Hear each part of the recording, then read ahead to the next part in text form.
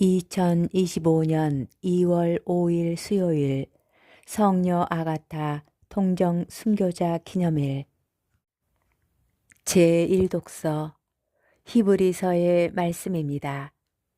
형제 여러분, 여러분은 죄에 맞서 싸우면서 아직 피를 흘리며 죽는 데까지 이르지는 않았습니다. 여러분은 하느님께서 여러분을 자녀로 대하시면서 내리시는 권고를 잊어버렸습니다. 내 아들아, 주님의 훈육을 하찮게 여기지 말고 그분께 책망을 받아도 낙심하지 마라.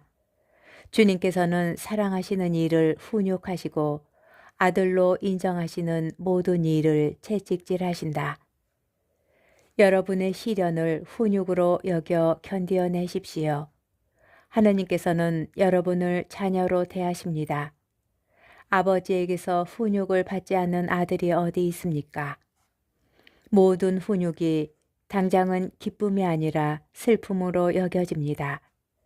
그러나 나중에는 그곳으로 훈련된 이들에게 평화와 의로움의 열매를 가져다 줍니다.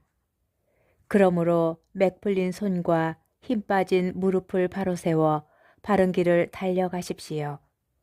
그리하여 절름거리는 다리가 접질리지 않고 오히려 낫게 하십시오. 모든 사람과 평화롭게 지내고 거룩하게 살도록 힘쓰십시오. 거룩해지지 않고는 아무도 주님을 뵙지 못할 것입니다. 여러분은 아무도 하느님의 은총을 놓쳐버리는 일이 없도록 조심하십시오. 또 쓴 열매를 맺는 뿌리가 하나라도 솟아나 혼란을 일으켜 그것 때문에 많은 사람이 더럽혀지는 일이 없도록 조심하십시오. 주님의 말씀입니다. 복음, 마르코 복음 6장 1절에서 6절의 말씀입니다.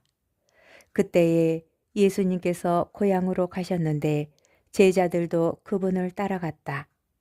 안식일이 되자 예수님께서는 회당에서 가르치기 시작하셨다. 많은 이가 듣고는 놀라서 이렇게 말하였다. 저 사람이 어디서 저 모든 것을 얻었을까? 저런 지혜를 어디서 받았을까? 그의 손에서 저런 기적들이 일어나다니. 저 사람은 목수로서 마리아의 아들이며 야고보, 요세, 유다, 시몬과 형제간이 아닌가? 그의 누이들도 우리와 함께 여기에 살고 있지 않은가? 그러면서 그들은 그분을 못마땅하게 여겼다. 그러자 예수님께서 그들에게 이르셨다.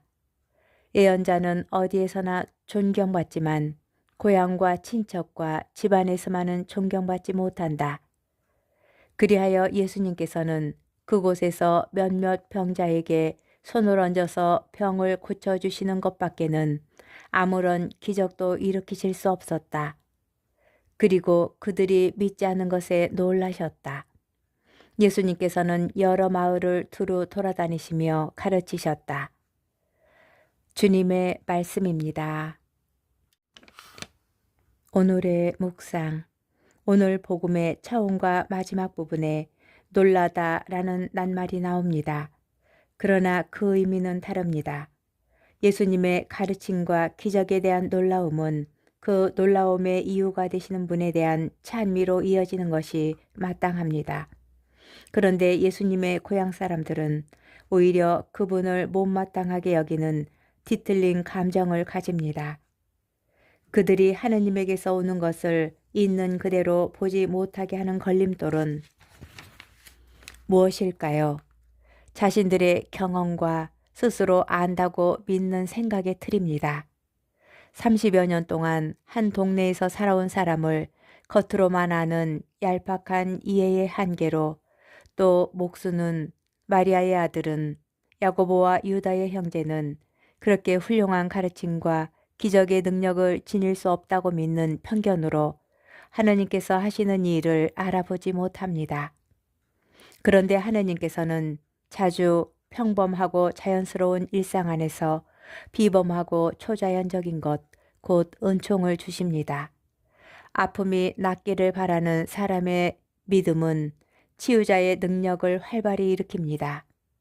예수님께서 고향에서 아무런 기적도 일으키실 수 없었다 라는 말은 치유가 일방적으로나 기계적으로 이루어지는 과정이 아니라 믿음을 통한 쌍방의 상호작용이라는 것을 알게 해줍니다. 그래서 다른 곳에서는 앓는 사람을 모두 고쳐주신 예수님의 보편적 능력이 고향에서는 몇몇 병자에게 한정됩니다. 너희가 믿는 대로 되어라 라는 말씀과 달리 그들에게는 믿지 않는 대로 되었습니다. 익숙한 것을 하나님 안에서 새롭게 보는 능력, 스스로 안다고 여기는 대상을 지금 이 순간 보이는 대로 새롭게 바라보는 능력을 청합시다.